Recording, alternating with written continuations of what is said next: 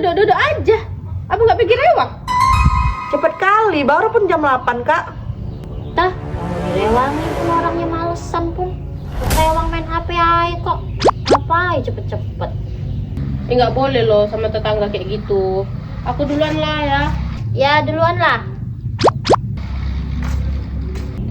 Eleh, dia mau cepet-cepet datang karena mau bungkus-bungkusnya itu untuk dibawa pulang. Iya, aku pernah tahu loh dia bungkus. Ih, ngeri lah.